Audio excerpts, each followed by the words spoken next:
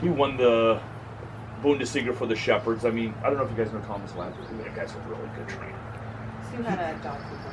Yeah, well, you know, Debbie Zapia's dog that won the Worlds is from Thomas Lab's breed. I think. He does something. He buries the ball, usually at the end of the track, and buries it. So he has a shovel where just barely the strings sticking out, and he encourages his dog to dig the ball up. I don't like digging on the track. It just doesn't sit well. But when you're Thomas Lap and you're winning everything and you're getting 100 in tracking all the time, so at the end of the track, the highest, because I do believe digging will become like an OCD behavior and it brings the dog up. It's like blood in the water. I mean, you watch a dog digging, they'll start like becoming frantic, and he will actually get on the ground and dig with them. I'm not saying use a ball and dig. That's not what my point is. My point is at the end of the track, what's our first goal in tracking? Finish the track. That's the biggest goal. You have to want to finish, especially if you're going, you know, in some hard terrain where they have to concentrate. If you're having a problem, like say on your articles, I start looking at the problem with tracking is I think it's such an important phase in Schutzen because it's the independent work of the dog. Obedience, I can do some help. You know, I can do my cues, like I said. When you're 33 foot back, you're 10 meters back, you can't do a lot of influence. So they have to problem solve. I see the biggest thing that we do, I'm guilty of this, we try to micromanage tracking. You have to let them figure this out. But now there's a close relationship between disobedience and confusion. And what do I say? I don't like to ever correct on confusion. But if there's an article and they're not plotting, to me that becomes disobedience. I understand if they walk it in tall grass and there's like, that was just a mistake. But when they see it, sniff it. But if they see it and sniff it, I teach that is disobedience. Now I call this feeding a fix.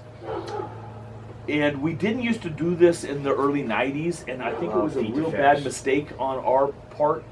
If ever you had to correct your dog, so you say, force your dog's butt's out. No, pop in. All right, do it again. And we never would reward a fix. Now I feed fixes all the time. So if I say force and my dog's butt's out and I do a silent correction, tick, tick, and the butt comes in, I'll pay him. I'll pay him. So that way the correction means what? Drive. The correction does not take him out. So with Razor, you might want to think about, she gets to the article, Platz, bam, good girlie, and pay right away. So that way you have to, that way you don't have conflict on the article. But I'm going to mark that behavior right when, right when they hit the ground, especially after correction. But you have to think, I like to call it 50-50 in tracking. 50% of you has to enjoy the journey. And 50% has to want to get to the end. Because if all you want to do get to the end like Thomas Lap's ball, what are you going to have? Speed problems. You're going to have... And that's what happened with Anzo. I have no reward at the end of it. I don't either. He would rush the whole last leg. Yep. And I don't play...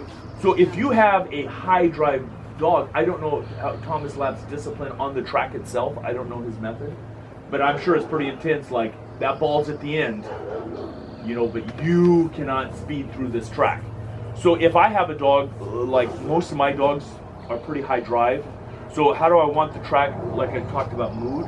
I have my dog plots, I lay up the long line, and I let them relax, because I want tracking to be a very calm drive.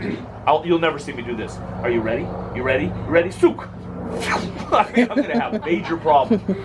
But let's say I have a very slow dog that really isn't into the track.